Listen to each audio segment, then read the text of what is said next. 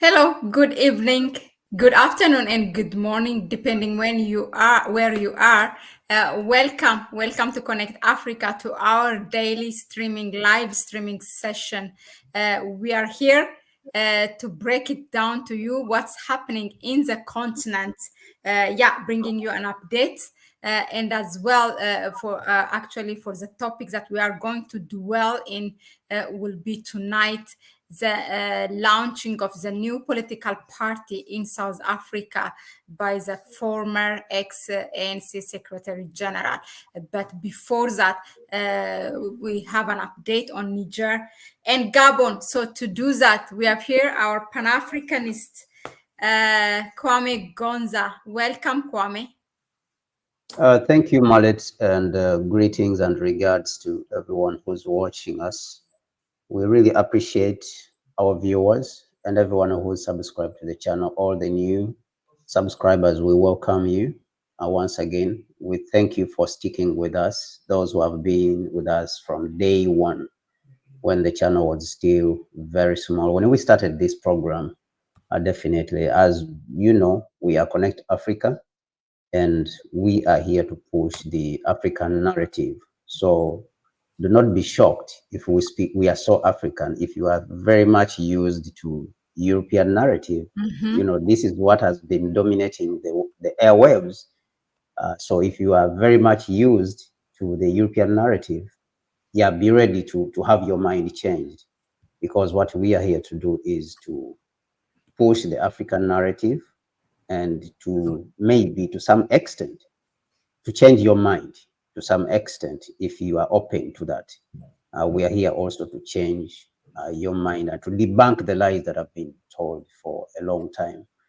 And of course, we are also engaged with some other activities outside there. In the background, we are doing some other activities. We have a website called connecttoafrica.org. You can reach out to us there. We write. And also we have that organization, Connect Africa, is fully operational, working together with other Pan-African organizations. So once again, we want to welcome you. And yesterday was a good show. We enjoyed it. A lot of people had disagreements with us, but we also have disagreements with them, depending, you know, on where you got your information, because we all have arguments and opinions, of course, but it's important to have the facts right and not to just say facts, but you have to defend what you are talking about, you know, from a historical point of view. And that is what we do mostly here. So I want to thank you, regardless of whether you agree or disagree with us. We welcome you to the channel. Thank you very much.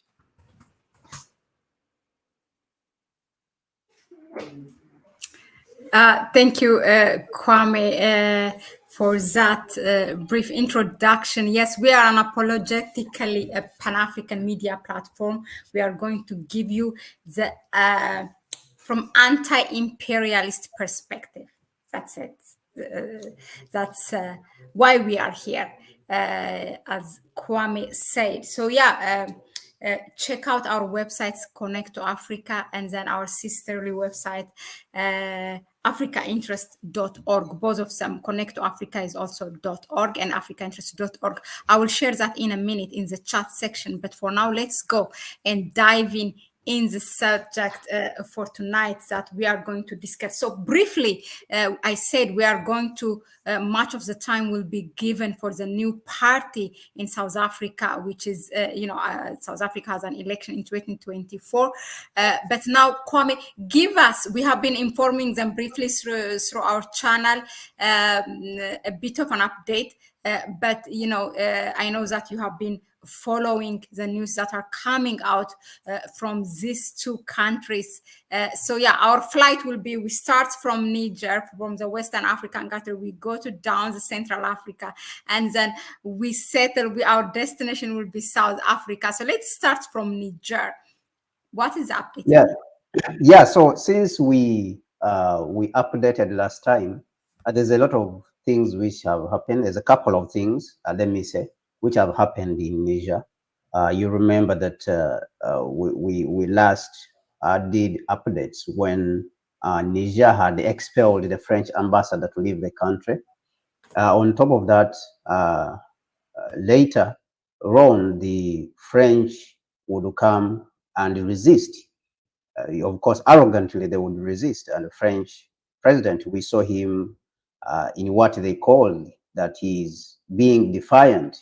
This, of course, is arrogance. For us, it is arrogance.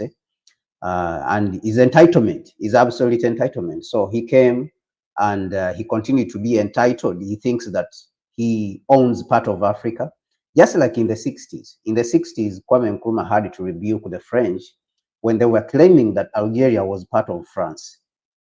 So Nkrumah came out strongly and he rebuked them and said, you cannot talk like that.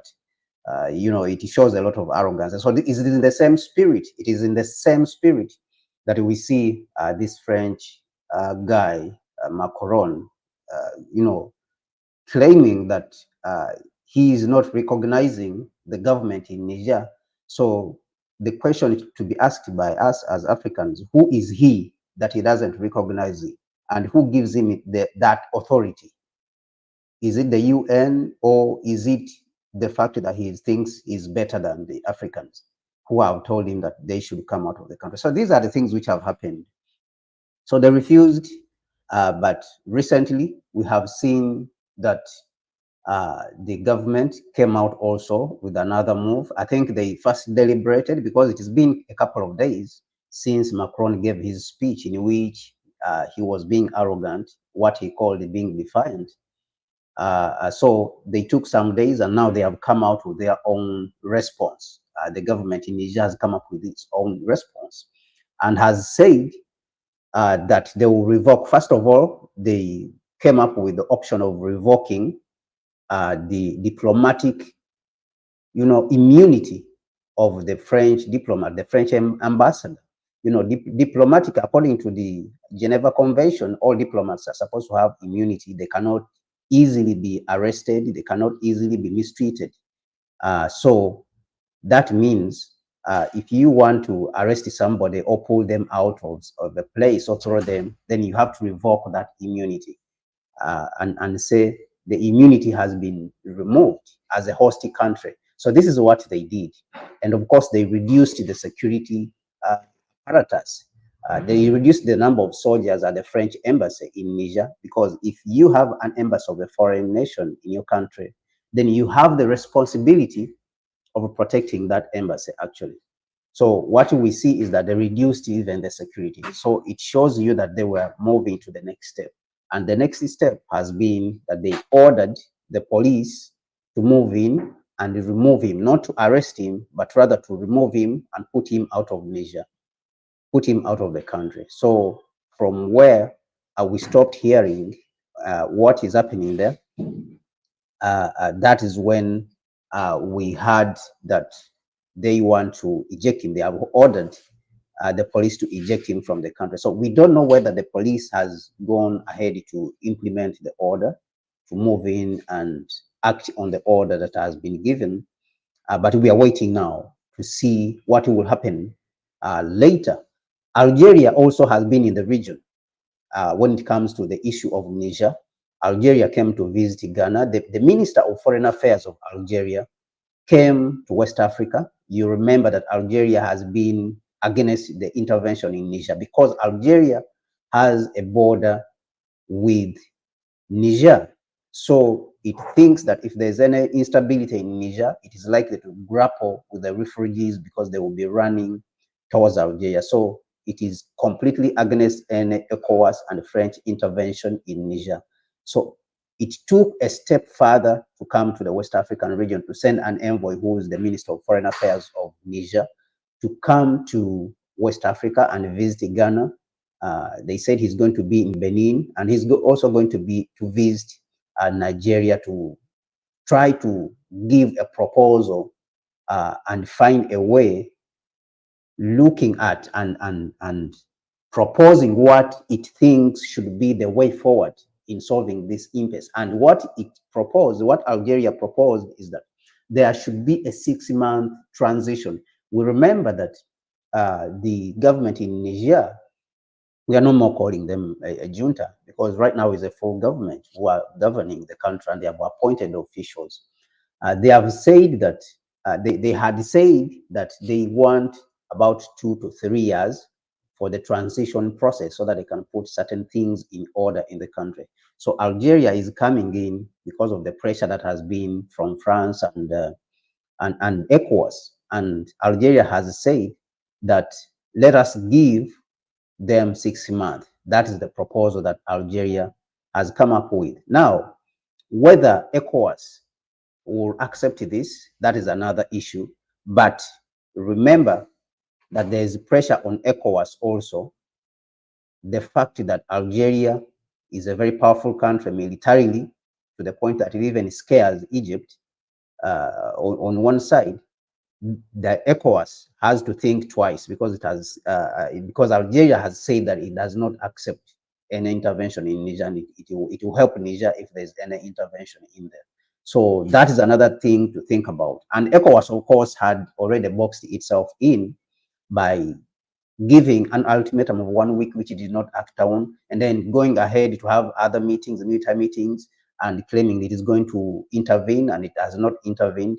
So ECOWAS has some, in some way boxed itself in, and we see that it may concede to Algeria's demands and what Algeria is saying. And what I see from Algeria's side is that Algeria itself may be just, trying to buy time for the government in Niger. This is what I can read myself personally from my analysis. I see that Algeria may be, just moving towards, buying time for the government in Niger, because after 6 months, there's no way you can, the more time passes, the more the government is legitimized. So it is unlikely that after 6 months, ECOWAS will still have that steam of wanting to attack Niger, in the same way. And you have seen that other events have already happened in Gabon. So this attack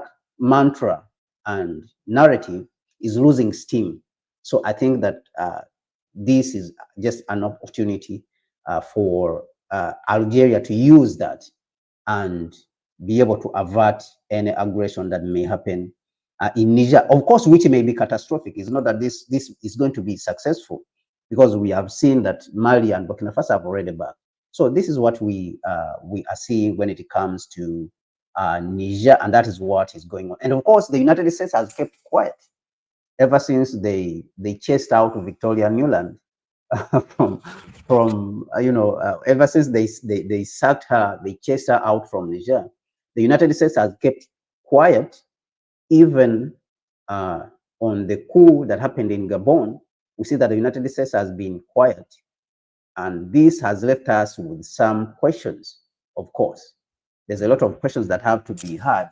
When you look at the media platforms in the United States themselves, Fox, CNN, all of them have not yet extensively mentioned anything concerning the coup in Gabon, for example. So for the United States, I think we need to examine what it is calculating currently in this situation, because it also has a lot of interest. Now, to go to Gabon officially, in Gabon, we see that the coup leaders, they were able to elect someone to be the leader during the transition period.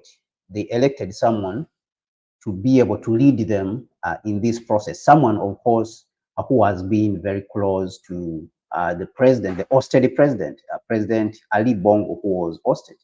The person that has been appointed to lead this process is an insider that has also served under the president who was the father of Ali Bongo, who is Omar Bongo. So this is what we can learn from what is happening in Gabon. And of course, it has been quite disturbing somehow because of his record. If you examine his record, that he has been rumored to have bought some properties in the United States. So that raised some sort of red flags that the United States may be behind a little bit, because this gentleman has bought some properties from the United States before. And when you look at what was published in Al Jazeera, they say that when he was asked about these properties, he said it is his private life. It is his private life, so he doesn't share his private life. So this is a point, of course, of concern to many people.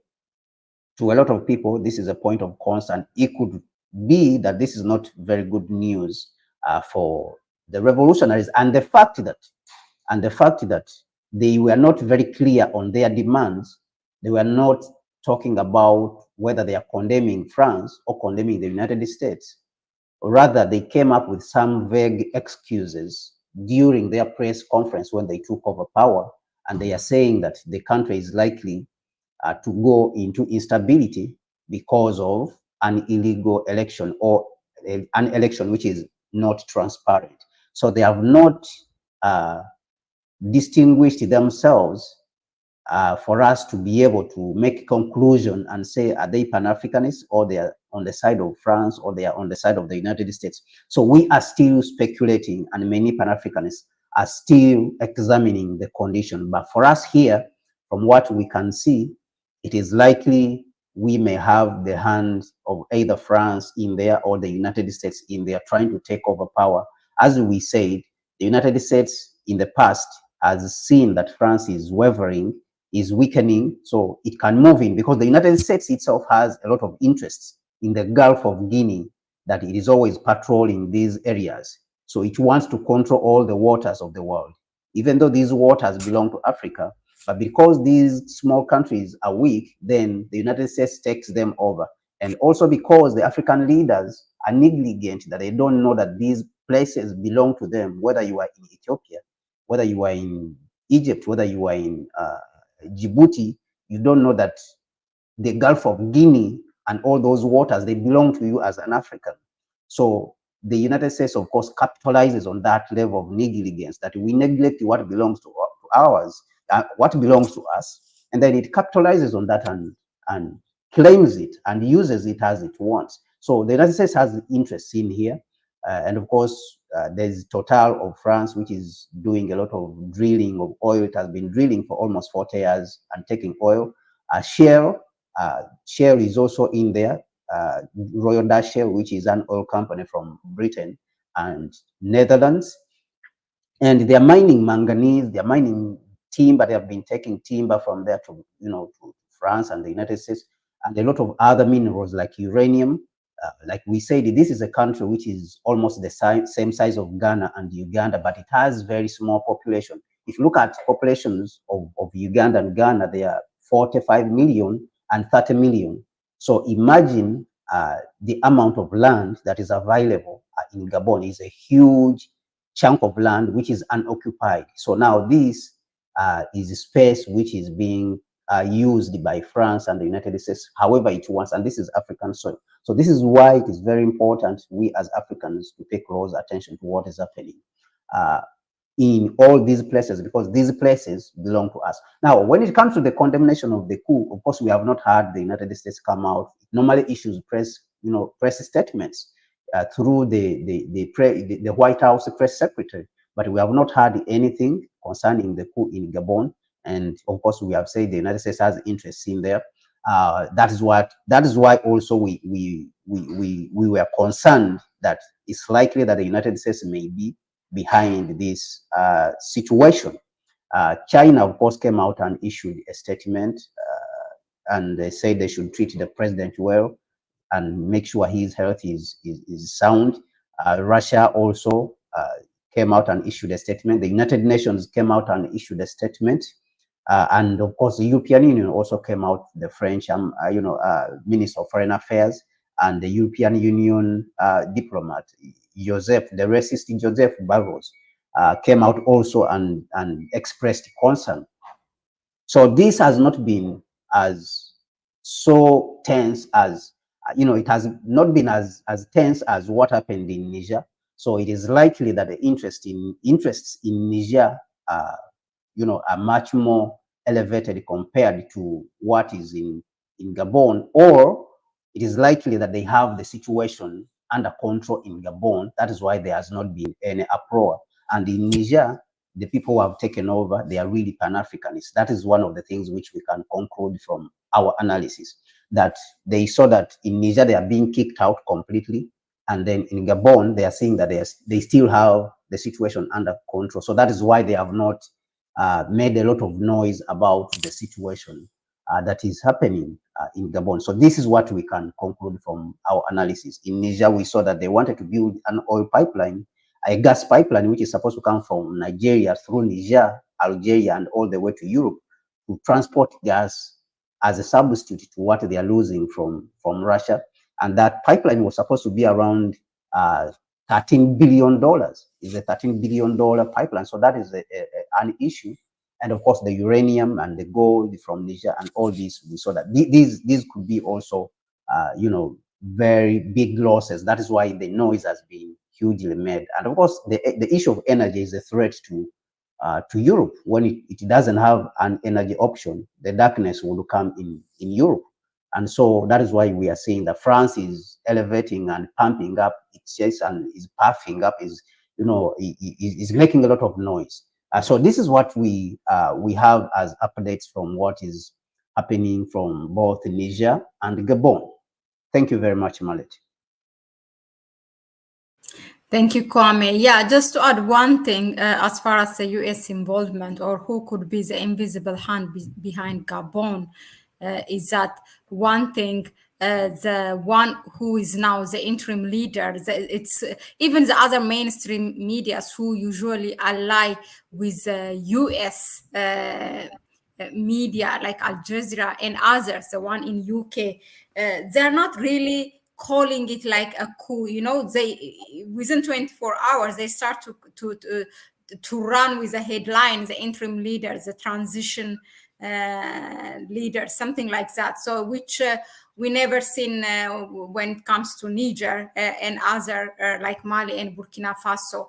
And also the man, General Nguema, he is one of the things, besides that he was the head of the Republican Guard of the Gabon, of the country, he was also in this, what was the name? The Special Force, Special Security Intervention Unit, something like SIS is the abbreviation. And that thing was actually with the authority of directly from President Gabon, President Bongo, and then the training was given by the US. Yeah, the training. So most likely, although nothing is written like he was trained by the US, but if that unit, if that part of the security was trained by the US, so it looks like things are directing that might be the US, and which is sad. Then it's like the US versus France now on African country. So we should be. It's something to watch as it evolves. I wanted to come in and intervene when you said, when you update us about Niger, who gives the mandate, or for Macron to disregard the leaders now, the administration in Niger. But our own heads of states do not recognize General Tihiani, or in general, the whole revolution, what's happening in West Africa. Now, all of it, they're banned from the African Union. So who is Macron actually to recognize? So no, but the heads of state themselves in Africa, they have not been firm. And that lack of responsibility, like ever since when Nkrumah went away, who was a very strong voice, or even when Gaddafi was around, he is someone who would raise his voice and you could hear that somebody has spoken out of Africa. So there was fear, and that is why they removed him, actually, Gaddafi, because the French feared him. He could raise a voice if anyone was interfering anywhere in Africa, because he used to come to Somalia and try to solve the issue of the so-called pirates, who are not pirates, but these people used to depend on the ocean and fishing. But the United States came and destroyed the country in 1993. And then when these people start hijacking the ships, now you are calling them pirates. And then also there's the issue that the United States and Europe, they have been dumping nuclear waste in the ocean, on the side of on the ocean, or on the coastline of Somalia. And you can see that this becomes problematic, that it kills off the fish which these people depend on. So now these people resort to piracy. And now when they resort to this piracy, you all of a sudden conclude that these people are pirates, but you don't account for what you contributed in bringing about these kind of conditions. You just tell people that let us forget history, let us forget the past, let us just move, forward. We are just, let us look to the future. And this is the attitude of the Europeans. This is what they have been using of United States. Now, there has been that voice. There has been that voice before, like Muammar Gaddafi and Kwame Nkrumah, who would stand up and solve problems on the African continent, go anywhere and solve problems. But today, these people are running at large all over the continent because that voice is missing. That person takes responsibility for the continent is missing on the continent. So they can do whatever they want. They can go anywhere and take whatever they want. They can enter the continent anywhere how they want. And these are the things which Nkrumah was talking about, that we need to unify and prevent kind of occurrences on behalf of the African people, and all the have single foreign policy, have single military, and prevent this entering the continent anyhow, however they want. So this is what we are lacking right now. Now, this is bound to come out through disrespect. So now these people, they will disrespect you, they will do whatever they want. So now, of course, it is people like President Museveni who have been making a lot of noise and saying that maybe making noise maybe is not the right word, but who have been talking a lot and saying in the 14th century, Africa was enslaved and colonized because the chiefs were negligent. They were boasting around and wearing monkey skins and saying that they are kings, they are the king of the world, and saying that they are lions and stuff like that. And they did not understand that a new force had arrived on the scene for them to be able to come together and work together and protect the interests of the African continent. Museveni has been using this narrative a lot. But when I look around even today, I see that the situation is the same. He himself, Museveni, who pushes this narrative, I've not seen him intervene in, for example, in Niger. He's someone who came through a military, some sort of military coup, because he came with the military force to govern Uganda, to rule Uganda. But I've not seen him intervene in other parts major in West Africa. I understand that he has been to Somalia. He's right now in the Republic of Congo. He has been to South Sudan, but he has not moved beyond that to be able to recognize that the continent belongs to us. Now, when these people see that, they see that no one cares, then of course, definitely they think that they have the authority. They can do whatever they want. They can say whatever they want. They can own the place. They can mine inside the continent and mine any resources which they want and take it out, because no one is going to ask them, what are you doing over there? Don't do it. This place belongs to us. You cannot just enter here like this. But because that is not there, because we have those kind of leaders like Nkrumah or Gaddafi, that all these people, maybe to some extent, they are tribalistic, or they have the so-called petty nationalism. They do not care about the continent. And this leaves everyone vulnerable, including themselves, who don't care about what is happening, in other parts of the continent. So this is what is emboldening, small guys like Macron and the United States, to do whatever they want. And of course, people have not been mentioning the United States, but the United States is the most aggressive and most dangerous, aggressor we have, most dangerous imperialist we have right now. He's very dangerous because he's the one who's leading all these Europeans and forcing them. Well, the Europeans are already in a weak position, but it is the one which is leading them to go out there and attack the different parts of the world. You can see that it led them in Iraq, led them in Afghanistan. Is the one who's leading them almost everywhere where they're going. But right now, it is seeming as if it is quiet. It is trying to, the United States is some sort of, in some way, it is trying to make it look as if it is lying low. Let the people blame France so that we can take the place.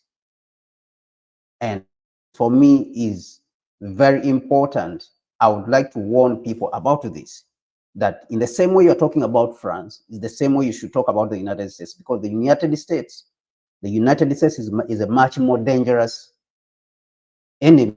The African people is a much more dangerous exploiter, because it uses lies, camouflage. It uses camouflage, and its exploitation is much dangerous. And even Nkrumah warned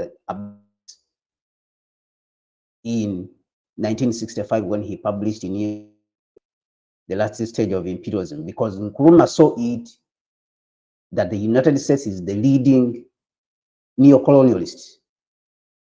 And this has been demonstrated definitely, looking at all the wars it has started. But right now, in this situation, it is laying low while they are blaming France. It is trying to distance itself from France and take over those territories where France has been ejected from.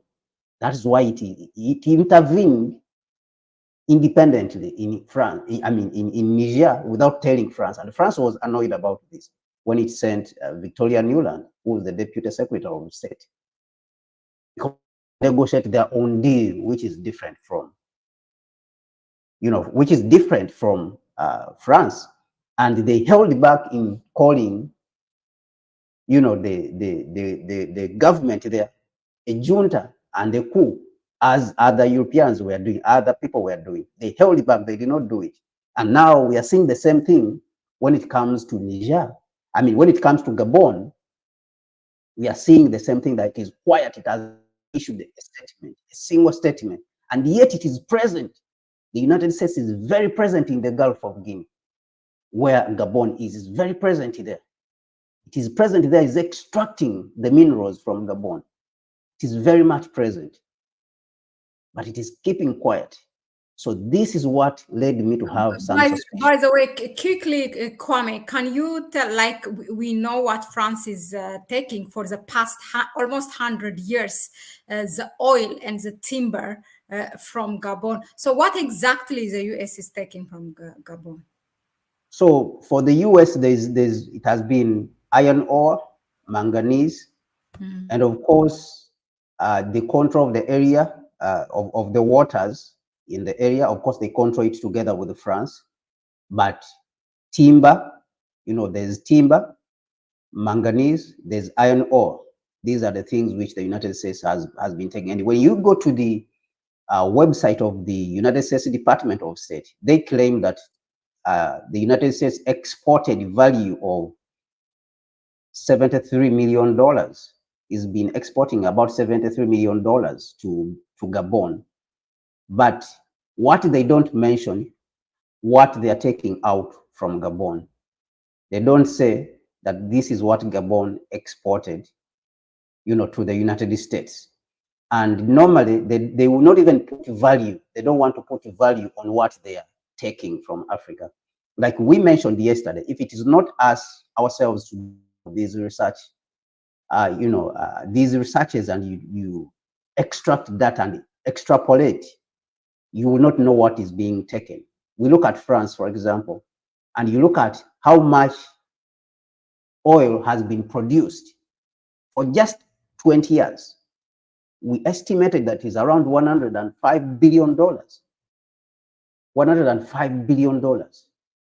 But what we are hearing is that Gabon has been in economic crisis and IMF has been giving loans.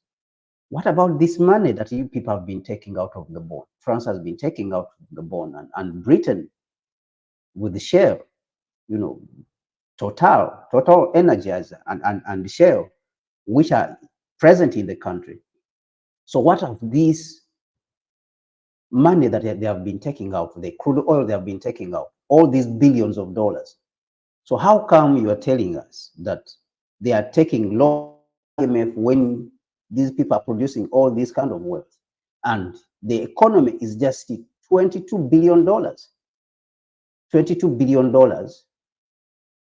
out of the billions, over hundreds of billions of dollars that have been extracted since the 1960s.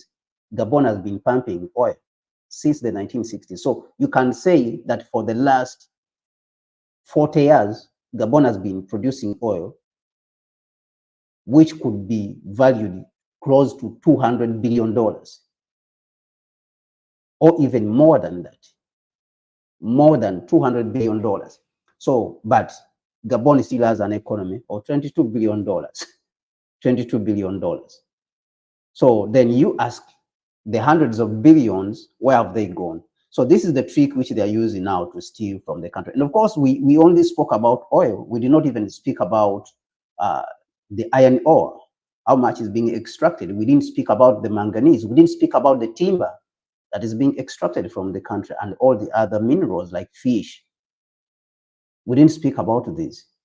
But you have 30% of the population in Gabon in poverty. And so this state of affairs, I think that we have to change it. We may have to work very hard and consistently and struggle through a lot of challenges, but I think we have to change it. We have to do something to change the situation. In this generation, we have to sacrifice ourselves to change this miserable state of affairs across the continent.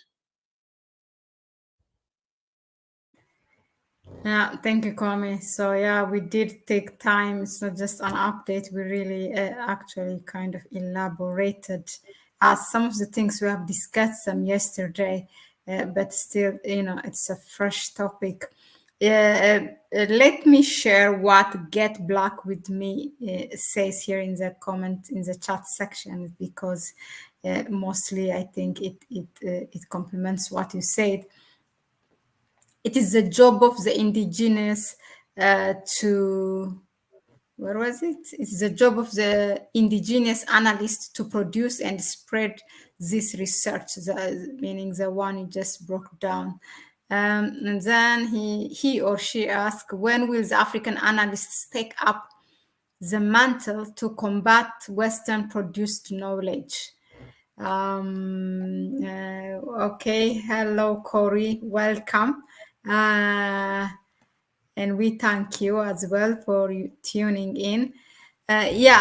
So Get Black with Me asks, what do you see as the role of Pan-Africanists? We have that, we planned.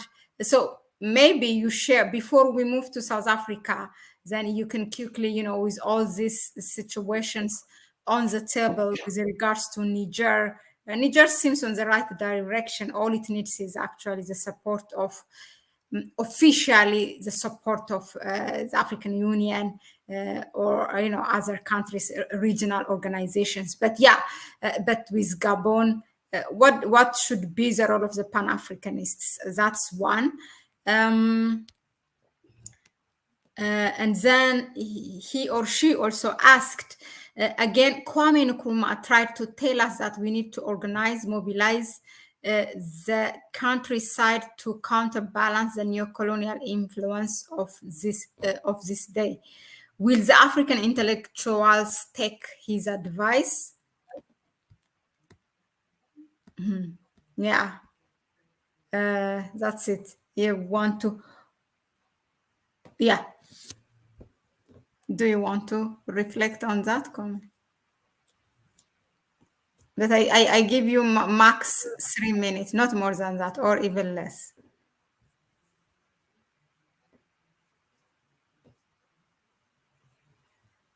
Yeah, so the what Pan-Africanists we have to do is that we have to push ourselves to the center, and of course that is what our organization Connect Africa is doing. We have to consolidate the effort, and those people who are out there and you have not joined any Pan-African organization, you have to look for one and join it. You have to join it. There is many Pan-African organizations, All Africa People Revolutionary Party, Kwame Nkrumah Ideological Institute, ADDI of Dr. Arikana Chombori, Pierre Lumumba Foundation, Africa Continental Unity Party. So we have to consolidate our efforts. And if you want to contribute and be part of us, Connect Africa is here. You know, you can come and learn about what we are doing. You can give support. Do everything which you can. If it means tweeting, we have campaigns that are going on right now. We have a campaign, for example, of boycotting colonial products. You know, you can go on Twitter. If you are an expert in these kind of things of Twitter and social media, you can reach out and also be part of us and help us in running these campaigns, because these are very important things. So there's a lot of things which can be done. The tools which you have wherever you are in this struggle, we made it clear that, you know, boycotts, when they were used in Africa, they were able to break colonialism in the Gold Coast. Boycotts, when they were used, for example, during the civil rights movement in Montgomery, you know, with Dr. King and they were able to break the, you know, the back of Jim Crow segregation, and the black people got, you know, freedom. And 1964, the Civil Rights Bill was signed. So these are things that can be done. The things which Nkrumah require a lot of sacrifice. Somebody who asked, will the intellectuals be able to heed to Nkrumah's advice?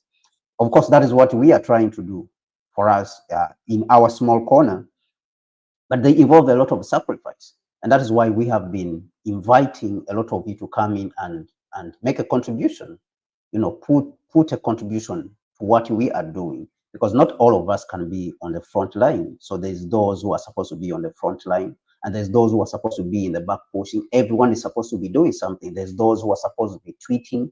There's those who are supposed to be doing that. There's those who are supposed to be talking to the people. Tell a friend. If it is boycotting, look for French products and boycott them. People, when you go to the supermarket, look for the products, and the products which, if you say a product, don't buy it, because this is an aggressor against the African people. If you see products from the United States, do not buy them. If you see products from Europe, do not buy them. Check the products and look, where is it made? Do not buy it. Of course, this does not mean that you don't already have some products which are from Europe. Of course, you can have them for now, but do not buy the new ones. Sends a message, because this is a tool that we think that can be used in breaking this aggression. Petrol station, Total petrol stations, they are there. Banks, they are there. Societe Generale, they are from France. And of course, there's other banks from the United States like Citibank and all the others. So there's a lot of things which we can do, but we have not done those things. So if we have people who are able to work together with us, then it makes the work easier, who are able to support us in these regards. But we cannot do it alone, even though we can organize the leadership, but we still need to organize the masses, and we can't be everywhere, you know, at the same time. This is where we need help. So the African intellectuals, a lot of them, of course, are concerned with their well-being. As you have seen, people have to survive and have to eat. So it is difficult to have people who are sometimes fully committed to this job.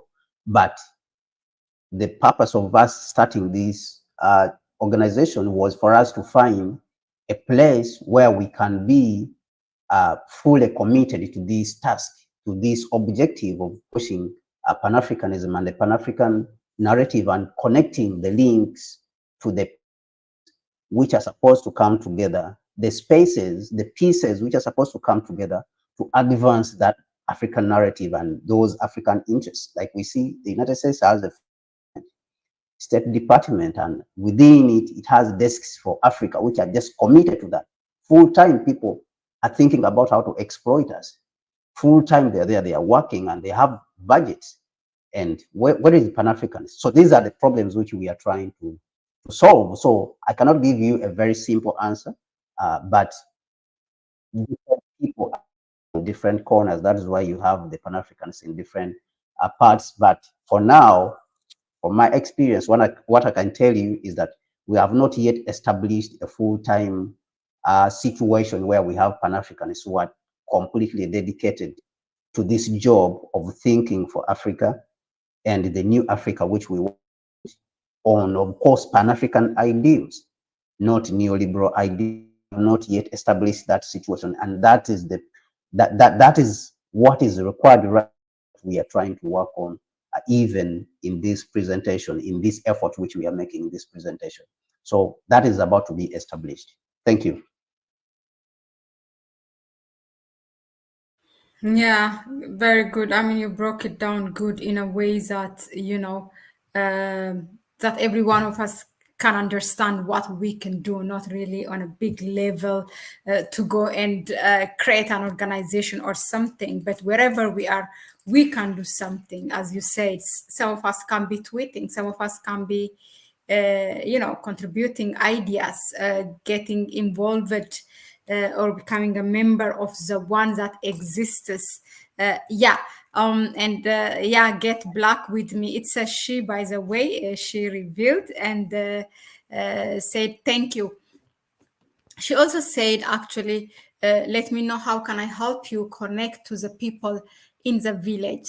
I don't use French products. She said, yeah, we can all do take our action, until that mobilization happens.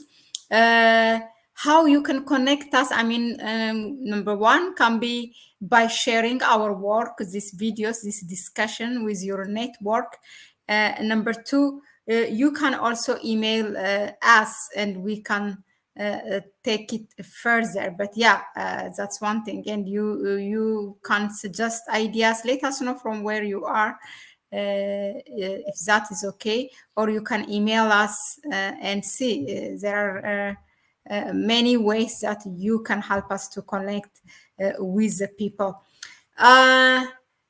Next, so let's go to Afri. Ask, do you believe that the recent Gabon coup is Western? But I think Afri, you came late.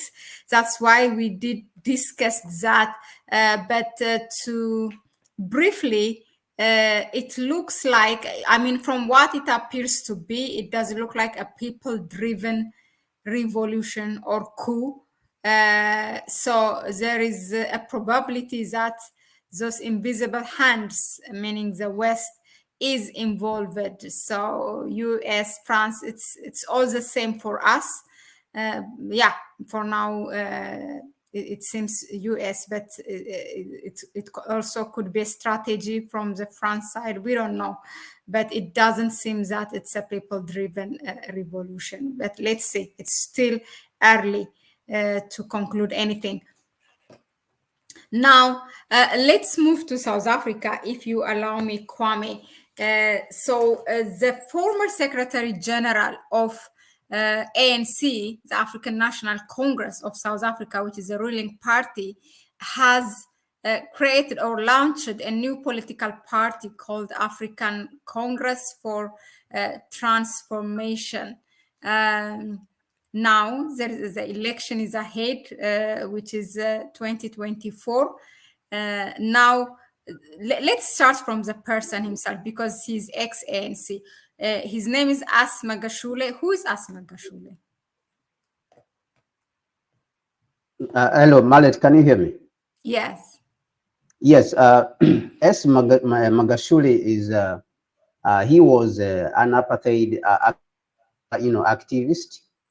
He campaigned against apartheid during the struggles, and until when the government, the ANC government, came to power in 1993, 1994, he was part of the movement, and then he would later become the Secretary General of the party of ANC December 2017, until when he was suspended, in 2021. And of course, there was some disagreement to the reasons why he was suspended from the party.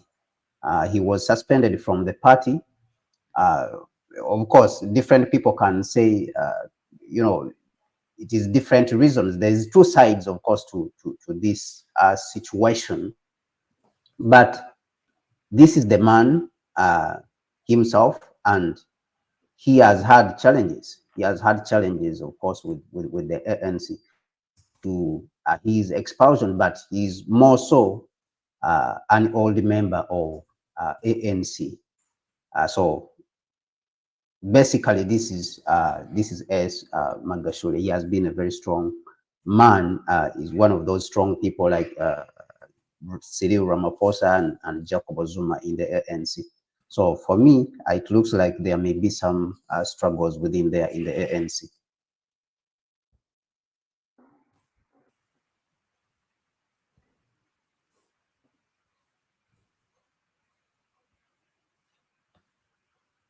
Yeah. Mahlet, you are muted.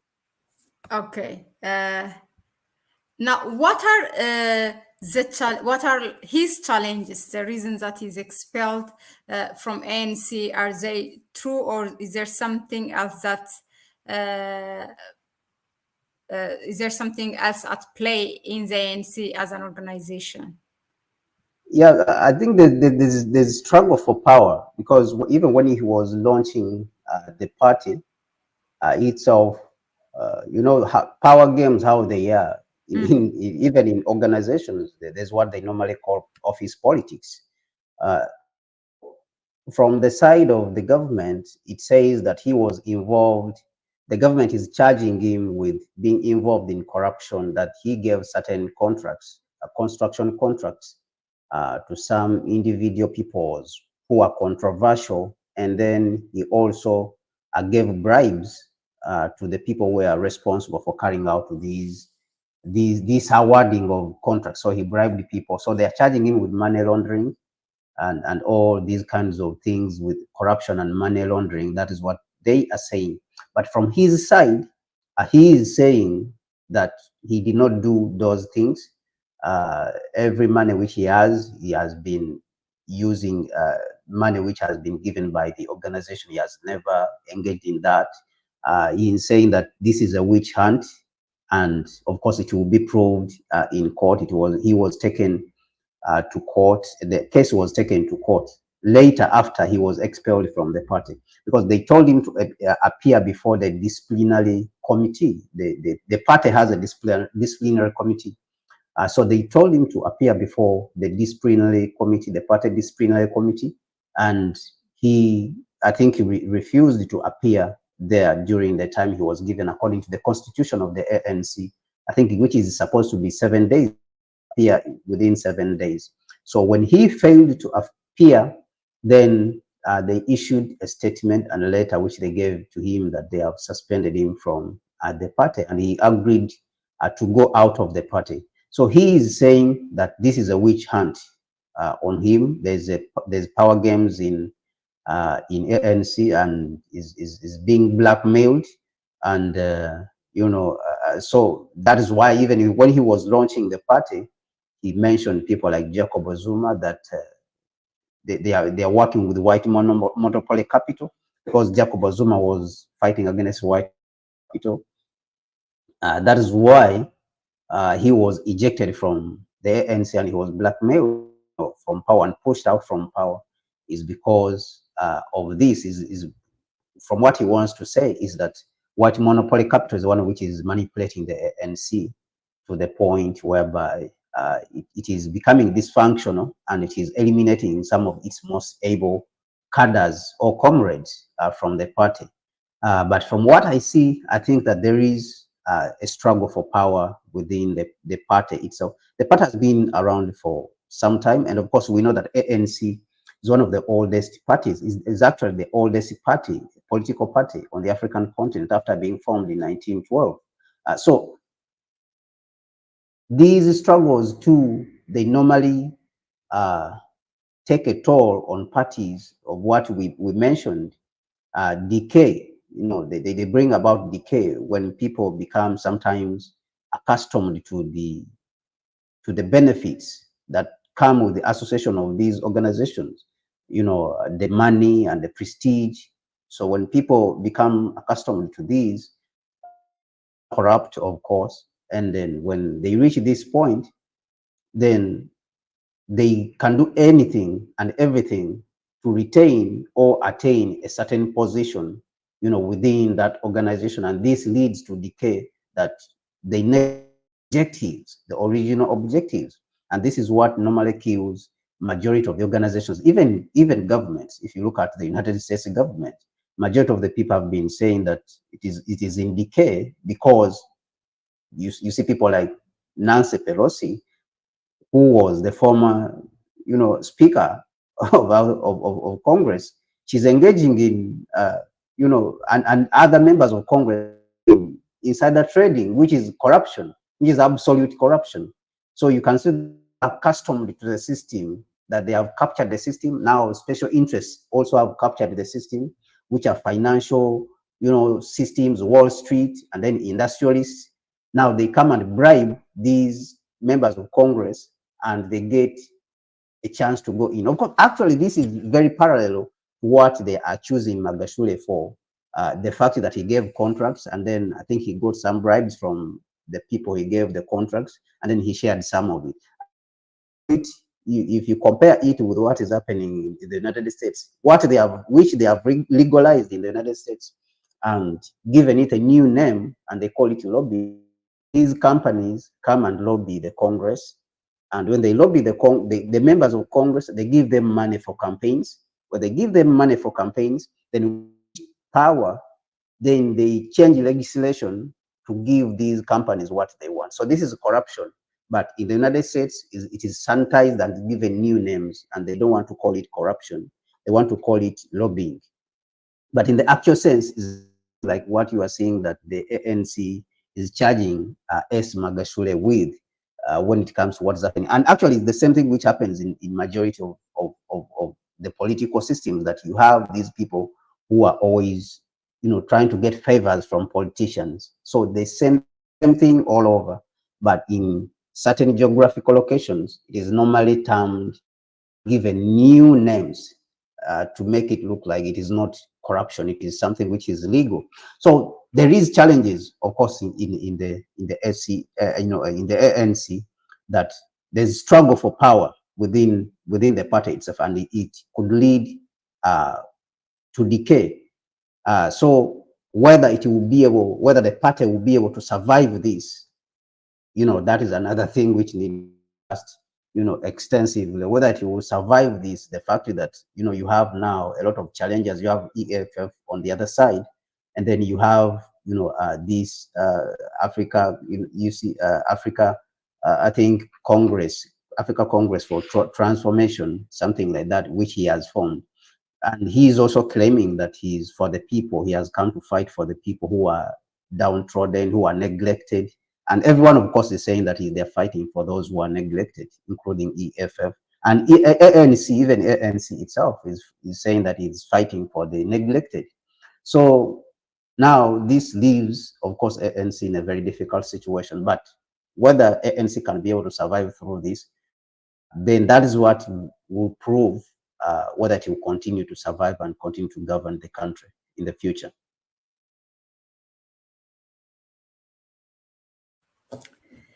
Thank you, Kwame, for that. Now, as much as really I want to know, I'm so curious, who is behind this formation of new political party? Something is like shaking, in Zimbabwe, they are trying to discredit ZANU-PF, and now in South Africa, ANC. We have EFF, okay, there's Julius Malema, but there are controversies going around there. Now this man is coming up with a new party act. Before we go and discuss who is behind this, so what is the idea he's selling? He says, I read one article that says he's for the politically abused, meaning politically abused by the ANC. But what is he selling? Why the people have to be with him that they're not getting from ANC? Yeah, of course, people are disappointed to some extent, or even others can say to a larger extent, depending on the individual. They're disappointed with the ANC. I think the issues of the land, are very serious. Also, the fact that the land has not come back, and the fact that the unemployment rate is skyrocketing. You have this as a challenge, and these days, of course, the electricity problems which are plaguing the country, and the party is struggling, is struggling to solve the electricity issue within. So these are challenges. These become, you know, an Achilles heel for the party, and it becomes a point upon which people who are opposing you will take advantage. They will take advantage of you using these failures. And so this is what we are seeing also, that he is coming, capitalizing on these frustrations of the people and saying that he is for the people. And he mentioned that he did consultations even with President Thabo Mbeki and Jacob Zuma. We have seen President Thabo Mbeki criticizing the ANC, of course, and President Thabo Mbeki also has been criticizing the ANC because of the what he thinks is a decay. There's problems in the party, the corruption issues, and people are not maybe prosecuted who are doing the corruption, and so generally is criticizing the way it itself. So he said, because President Mbeki has been criticizing the party, then this man jumped on that and said that he spoke to Mbeki. I think he wants to use that to show that he has the support of President Mbeki. He said that he spoke to Jacob Zuma, who was also thrown out of power when before President Ramaphosa came into power. So that he wants to capture that support also. And of course, he said that his ideology, his nationalism, African nationalism, Pan-Africanism, and self-determination. Of course, this means he wants to tap into Pan-Africanism. People generally, of course, he said that he has consulted across, even within BRICS, and he's open to progressive groups and working with them within South Africa and even across the African continent. And externally, he mentioned, of course, places like Cuba and all the other countries. He was showing that he's not for neoliberalism, according to what he's mentioning. He's showing that he's not for neoliberalism. That is why he said that the ANC has embraced the free market economy rhetoric at the expense of the people, whereby all are owned, and the government does nothing for the people and leaves the people who are already disenfranchised to take care of themselves, yet they already have nothing. So this, he's taking advantage of this to show us that he's for the people. He has come to work for the people. And so he called on the taxi drivers, the youth, and all these people.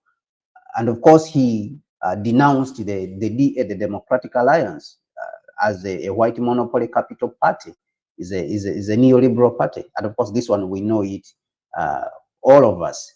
So he tried to distance himself from imperialism.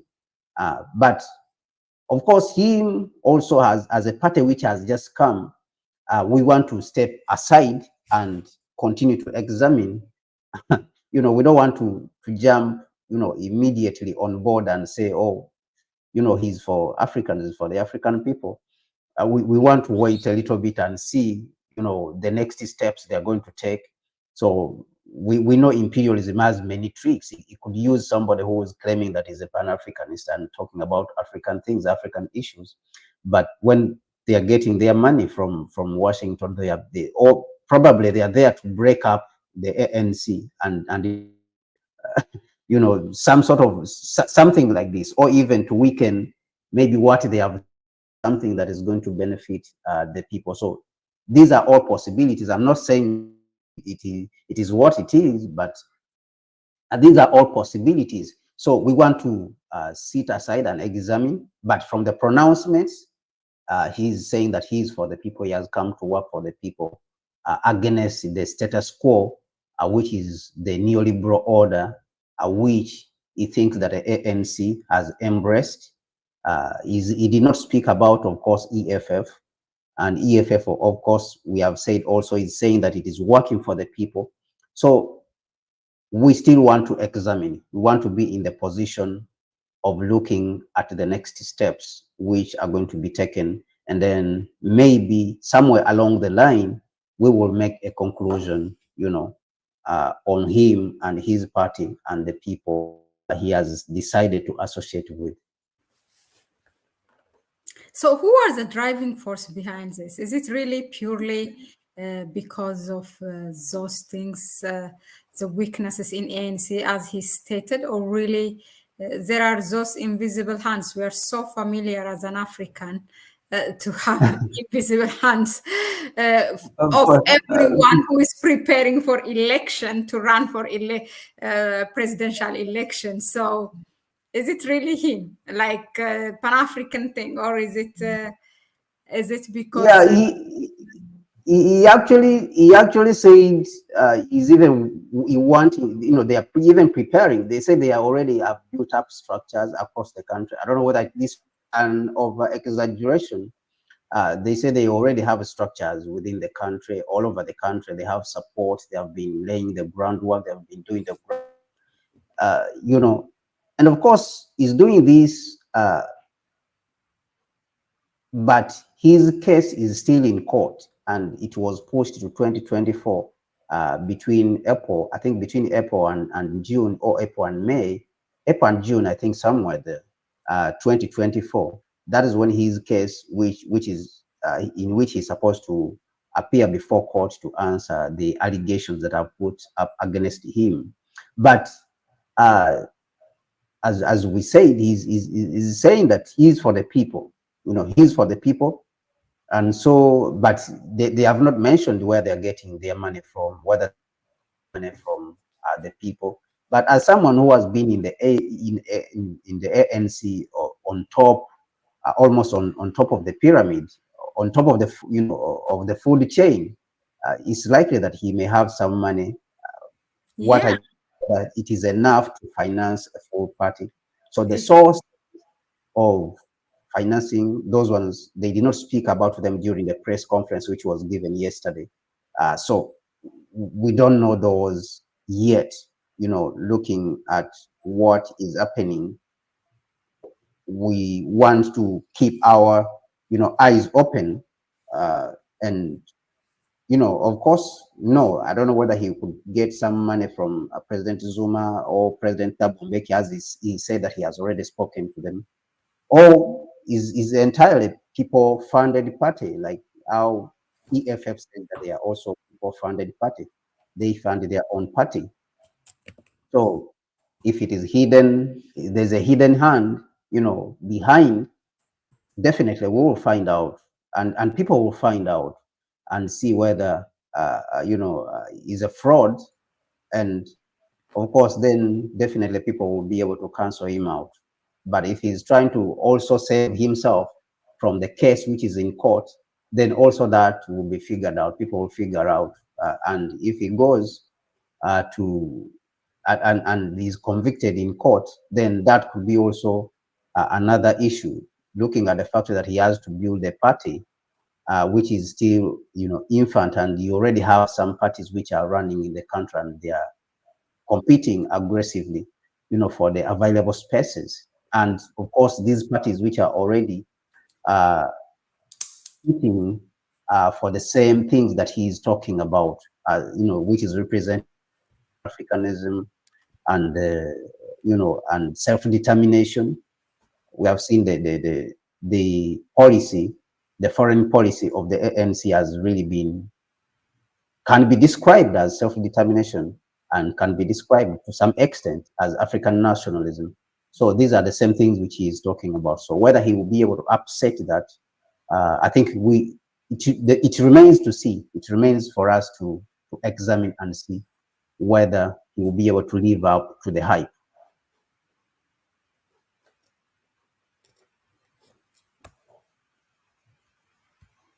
I want to ask you, don't you find it interesting how these ex ANC members are expelled, or they are now not member of ANC, but forming their own political party and becoming bigger and kind of competitor of ANC. The same thing with Julius Malema. He used to be the president of the ANC Youth League, now not anymore, and he has launched his own party, AFF. And now this man Magashule, do you see a collaboration between them, just to throw away ANC? What is the relation between the two, if you have come across in your research? He didn't. He from actually the fact that he did not speak about ANC. It becomes problematic. It can only leave us with speculation. It can only leave us with speculation. So he did not talk about the ANC. So it becomes quite difficult. But again, you see that this could weaken the ANC, this fragmentation in support, because for the past period, the ANC has been losing, a lot of support. It has been losing a lot of support. So if you have another person comes up and then breaks up again that support and encroaches on that support, then it becomes again. So you could come up with a couple of theories here to explain this situation. Of course, on one side, you may, you may be tempted to think that there is some external forces at play in this situation, that maybe they want to defeat the ANC. Of course, we can be tempted to think that way, because it is a party which has been really holding strong when it comes on the foreign policy issue, that pushing back against the United States and being in BRICS, it has not been easy. So the United States can do anything, the West can do anything, of course, and it wants to have the support of the ANC. Has refused to give that support to the United States. So that is a theory. This is just a theory. This is my theory, but I think this is something which this is something I think it is worth thinking about. And of course, on the other side, it could be a genuine, approach by him, that he thinks that he has seen the weakness in ANC, which he wants to address, before the people, and that even in the EFF, he doesn't see EFF addressing that particular point where he thinks that he's going to have a strength, which we are not seeing currently. But these are all theories, I think, which could explain this situation. Of course, our viewers can tell us what they think that is driving him, and what could happen, later to the ANC. Of course, we are addressing what is driving him, what is pushing him. Is it the grievance that he has been removed from power, like he of the party? Is it because he was removed from where he was eating from, so he thinks that he wants to retaliate against the party? So I think these are all questions that you put out there when you are doing an analysis in such a situation, on such a situation. Actually, speaking of that, speaking of our viewers, Emma Villakazi has written here. Let me just read the first one. So I believe, since it says Emma, wrote, I think you need more information and analysis about Comrade S. Magashule.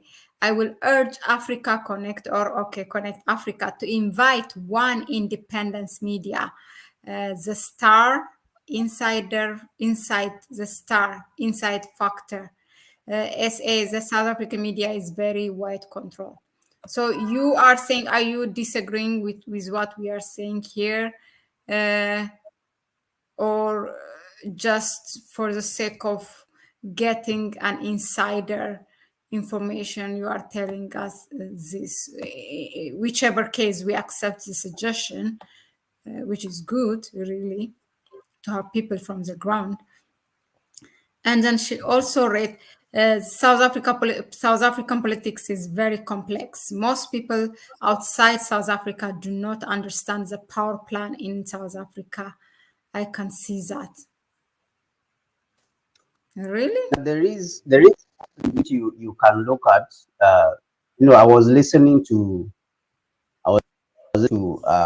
the other day when he was speaking to a TV station in Nigeria, and she Who? was Who when is she that? was a TV station in Nigeria, and she said that there is problems which you see that some of these problems are supposed to be solved at the continental level, but people are attempting to solve them at the national level, and it becomes a problem. So I think it's better to understand uh, how to solve these problems and where these solutions apply. And if you look at S. Magashule, like how he's talking about him as all nations, when you go, even if you go to Ethiopia and you start to entangle what is happening inside the Amhara and this, you start going inside the tribal politics, it becomes much more complicated. But there is certain patterns you can pick out and understand what is driving like the conflict, like what was really driving, for example, the Tigray, for example, in Ethiopia. What was it really? Is because these guys were removed from power and they were being stripped, and the power is being shared with everyone, almost everyone in the country, almost equally, and they don't want it. They want to retain this power, and they think that the only way to do this is to separate a region from the country so that they can have their own country. And the federal government is saying this cannot happen. So you can see that you can conclude that this is a struggle for power. But then when you go into different things, so this is a pattern which you can actually be outside and conclude. And when to the ANC itself and you look what is really happening. So what is it? Is it not struggle for power and struggle for the available resources? Is it not the decay that is happening inside? Of course, you have this decay and people like Thabo Mbeki complaining about it. And of course, you have money issues. You have that corruption. Corruption is part of the issue. So if white monopoly capital comes and captures, the government, the ANC doesn't control the economy. Of course, that one, everyone knows it.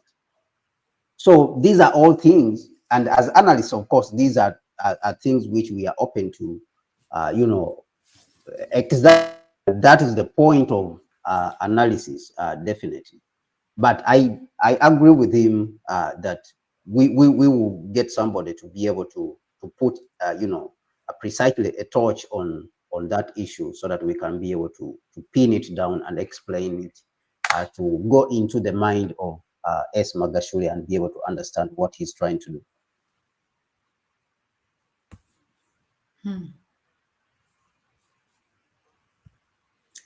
Now, with all this at play, this breakage, how AFF came out of ANC, meaning the leaders of them, the one who created the party, AFF, Julius Malema, and then now the African Congress for Transformation by this ex-ANC Secretary General, S. Magashule. Could this be an era where ANC is coming to an end? I wish it doesn't really. As an Ethiopian, I'm an African born in Ethiopia, but I really, really have a special connection with parties like ZANU PF and ANC. I feel like they're African parties. I really don't think it's limited to the South African people. Yeah, but when you go inside, people will say otherwise because of Yeah, the failures. Whenever yeah, you go to failures, I like know. if you listen to people who are coming from the God. people who speak bitterly about ZANU-PF, and they think that it is the one which has caused the problems. That all of a sudden, if ZANU-PF was not there, if it goes, then these problems will just vanish, will evaporate. Mhm. So when you go to Kenya, also you have the same situation that people speak about the existent government bitterly, and it is really bitter. So you divisions And I think that to some extent it becomes very difficult. But if you are looking at the continental level, for us, we are more interested in looking at the vital parts which make up all the major forces which are at play in this situation. Like here, what are the possible forces which could be at play? It could be that he's being driven, maybe the desire to revenge. It could be that he's being driven forces to claim that he is for the people. It could be that he's being driven by the people themselves. So you can reach these conclusions, and then you say, now let us wait and see what he's going to do. But he's saying he's for the people. This is what he has said. And of course, this is what everyone's saying.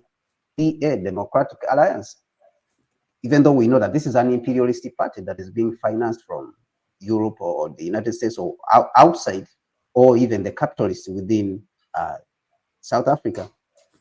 But still they claim that they are also for the people. You see, so I think there is still some things which we can look at, patterns which we can look at and say, let us give it time, like what we are saying about the issue in Gabon.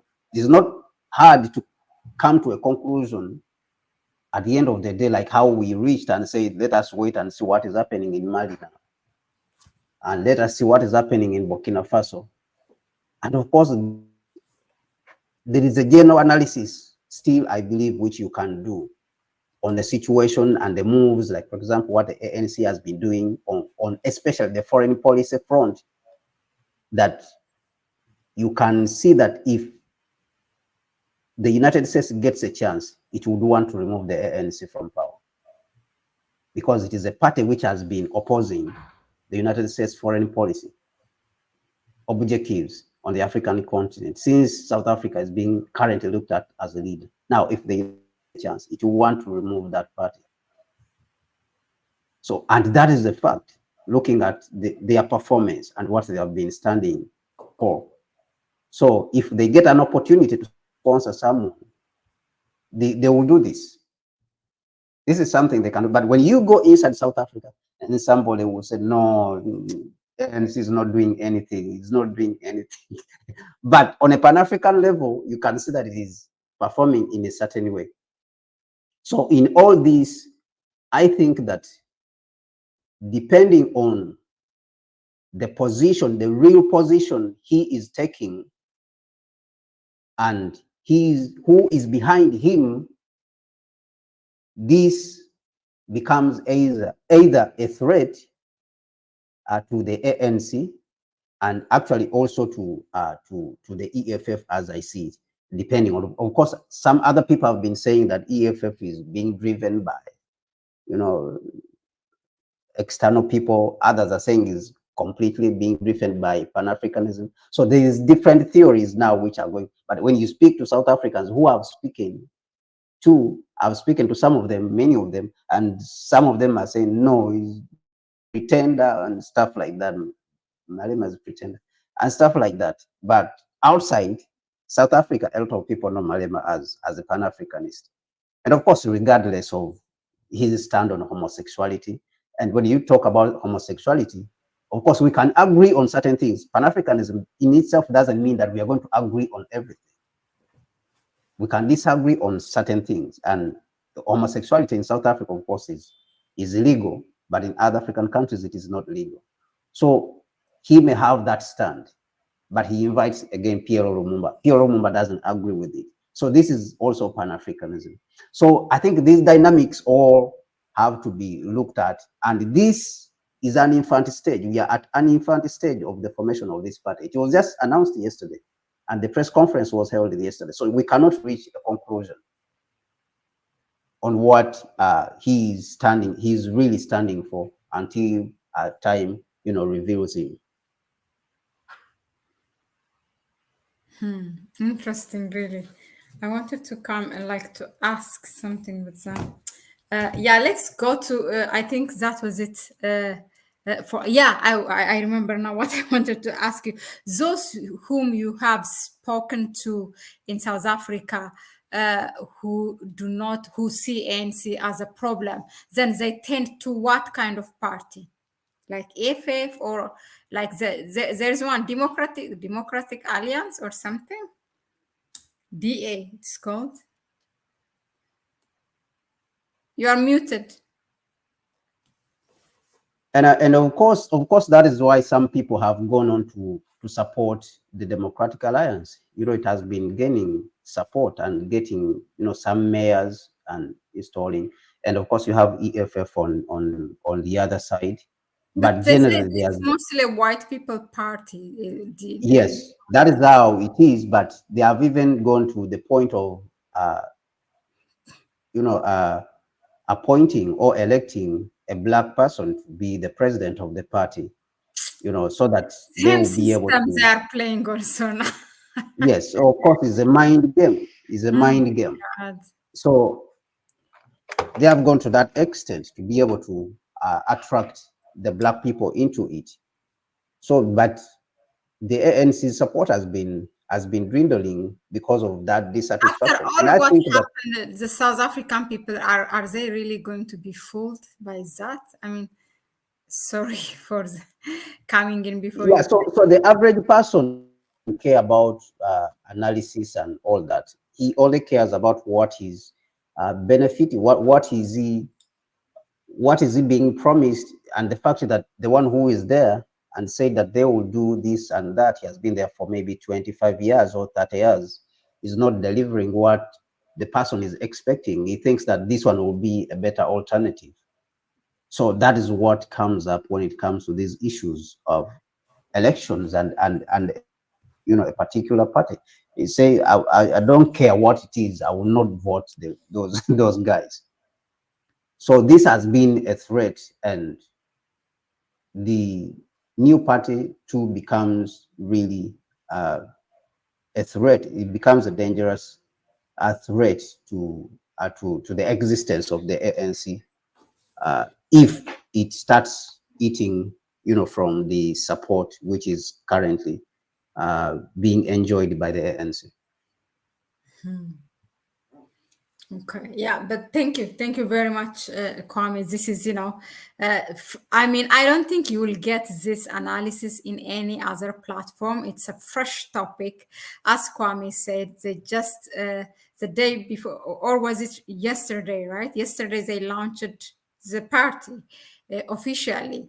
And here we are. Even we gave you a brief news as a breaking news yesterday of the launching of this party. Now today we have analyzed it for you.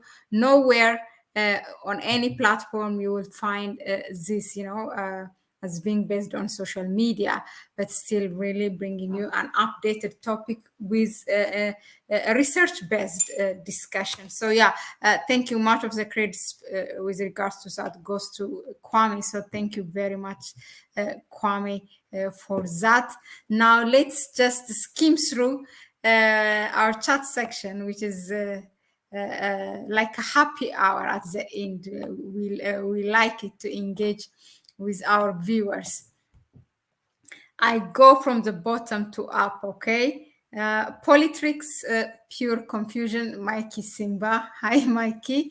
Yeah, true. Get Black with me says the West will never support a free and independent Africa because they have no resource. Yeah, obviously. They want Africans for free. US foreign policy never changes. It's literally US first. True.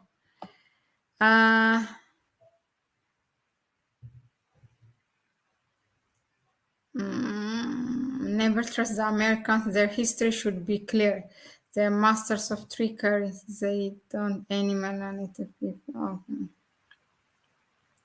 Yeah. Okay. So Emma Vilakazi, I encourage you to go ahead and share if you have any views further to share with us, or suggest people to bring to the platform here. Please go ahead, and you can send us email. But thank you very much, really, for your input. As people, we need to learn how to discard the bad apples before they can spoil the bunch. There's supposed to be limits to lobbying so that it doesn't devolve into corruption. Oscar, hello, welcome. He's all the way from South America. South America, yeah, Guyana. W.A. Patterson, 62-year-old black man, not a compromised African American. But no, I think there's no question. So that's it for us for tonight. We got you covered, Niger, Gabon, and then the newly launched political party of South Africa, African Congress for Transformation. Yeah, unless you have any closing remark or anything, that was it from us. Thank you very much for tuning in. We have been here with you an hour and a half. Please subscribe, like, and share as you are here. Those of you who are tuning here, you are all family. Maybe some of you just tune in and you're not subscribed. Please do so. It will help us. And like it if you are if you like what we bring you here, and then share it. That's really the most important thing for us.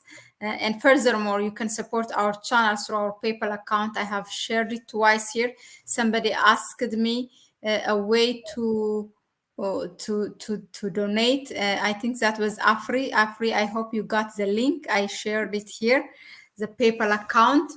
And so we will be here until next time. Hopefully tomorrow again.